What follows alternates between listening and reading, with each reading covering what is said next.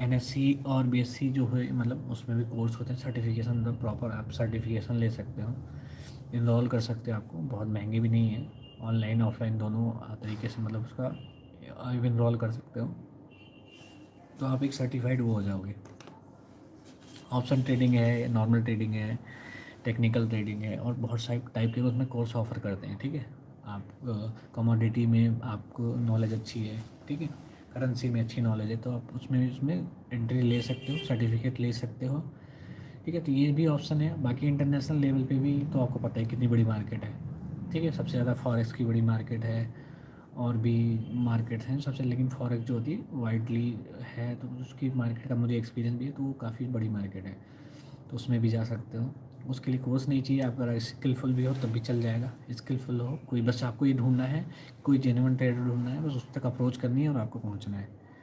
तो अगर वो एक्सेप्ट हो जाते हो वहीं ऐसी जगह फर्म में, तो हो सकता है आपको वहीं जाना नहीं पड़े, जहाँ पे हो आप घर से भी बैठ के इस चीज़ को कर सकते हो। तो ऐसा नहीं कि स्कोप नहीं, बहुत स्कोप है, बहुत पैसा है इसमें।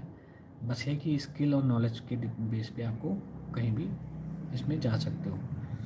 ठीक है, तो ऐसा नहीं है कि इसमें कुछ है नहीं, स्कैम ही है सारा कुछ, स्कैम नहीं है।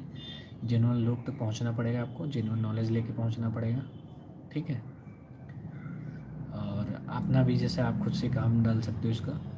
ठीक है, लोगों के पैसे मैनेज करना, बहुत से लोग हैं जिनके पास बहुत पैसा है।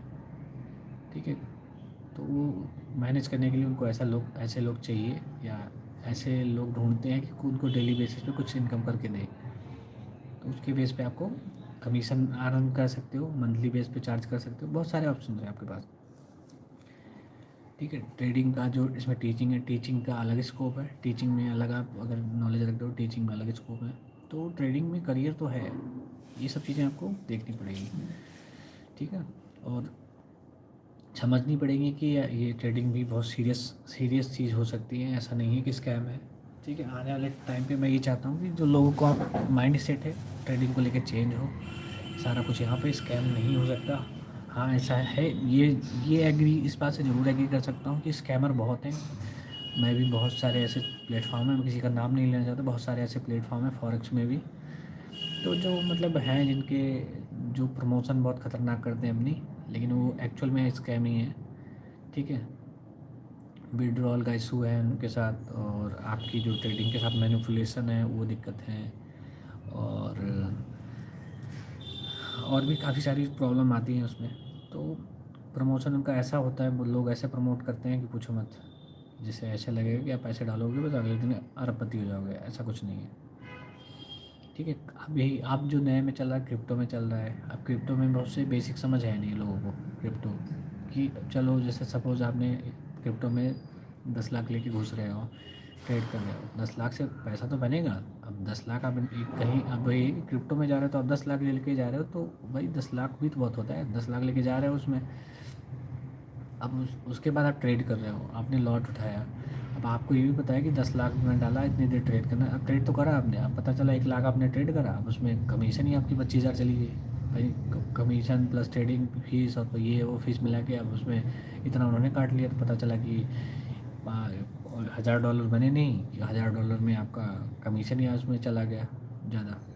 ठीक है, ठीक है, अब छोटा, और अब ये तो 10 लाख वाले की बात होगी, लेकिन जो जो लोग एक्सपीरियंस करने जाते हैं छोटे अमाउंट से, तो उनको क्या ही एक्सपीरियंस होगा। अब $100 का प्रॉफिट कमाने के लिए कैपिटल भी तो उसके अकॉर्डिंग चाहिए। अब $10,000 है नहीं आपके पास, अब 1 लाख लेके जा रहे हो, 1 लाख के ना $1,000 होगा, अब $1,000 के आसपास आपका क्या ही होगा। $1,000 से ट्रेड कर रहे हो, $1,000 से तो पहली बार लॉट कम आएगा, छोटा लॉट आएगा, अब छोटा लॉट, छोटे लॉट पे छोटा प्रॉफिट, छोटा प्रॉफिट पता लगा कि आपने $50 निकाले भी, तो $50 में तो $35 उनको देने पड़ेंगे, प्लेटफॉर्म फीस होगी, सब कुछ मिला के उसमें चला गया $35, बचा $15। दोबारा से ट्रेडिंग करेगा, कहीं $15 छू गया, लॉस हो गया, तो $35 और दिए, $15 और दिए, तो हो गया, फिर तो ऐसा तो काम हो गया। तो ये चीज़ हो जाती है कहीं कि आपके प्रॉफिट में से खाने वाले बहुत हो जाते हैं। अब जैसे ही बड़े बड़े प्लेटफॉर्म, आपने यहाँ भी ब्रोकर का देख लो ना, प्रॉफिट कर रहे हैं तो उनका फिक्स है कि उनको 100-150 जाएगा जाएगा, प्रॉफिट हो लॉस हो रिस्पेक्टिव ऑफ वो, प्रॉफिट होगा तो उसमें से दोगे दोगे, लॉस हुआ तो लॉस अलग देना है, प्लस उसके ऊपर ब्रोकेज अलग देनी है। तो ये चीज़ है, तो ये चीज़ बेसिक लोगों को समझनी चाहिए एज ए फ्रेशर, या ये कोई नहीं, फ्रेशर जब आता है मार्केट